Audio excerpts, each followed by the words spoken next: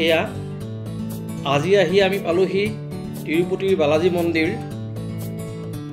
ইয়াত আহি পাই আমি ভক্তিৰ যি পৰিৱেশ দেখিছোঁ, সেই পৰিৱেশ সঁচাকৈ দেখি আমি আপ্লুত হৈছোঁ। এই হাজাৰ হাজাৰ ভক্তই তিৰুপতি বালাজী দৰ্শনৰ যোগেদি যি ভক্তিৰস পান কৰি আমাক এক ভক্তিভাৱৰ জাগৰণ কৰি দেখুৱাইছে। সঁচাকৈ আমি এই জাগৰণ দেখি আমি আনন্দ লভিছোঁ। আমি নিজকে ধন্য মানিছোঁ। ইয়াৰ যি অতি সুন্দৰ পৰিৱেশ সঁচাই অতি মনোৰম। ইয়াত আহি আমি প্ৰসাদালয়ত অন্ন প্ৰসাদ গ্ৰহণ কৰিলোঁ আৰু নিজকে ধন্য মানিছোঁ। আৰু ঘৰলৈ গ'লেও আমি লাড়ু প্ৰসাদ লৈছোঁ। সঁচাই এই দৃশ্য অতি মনোৰম।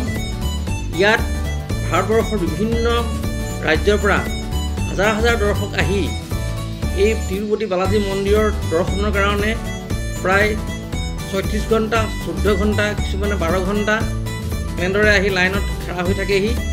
আৰু এই ভক্তিৰ যি আলোড়ন, সি সঁচাকৈ আমাৰ হিন্দু ধৰ্মৰ বাবে এক অতি গৌৰৱান্বিত কথা। ইয়ালৈ আহি আজি আমি নিজকে ধন্য মানিছোঁ বুলি আমি ভাবিছোঁ। আৰু এইদৰেই আমাৰ হিন্দু ধৰ্মৰ যি ঐতিহ্য, এই ঐতিহ্য বৰ্তি থাকিব বুলি আমি আশা ৰাখিছোঁ।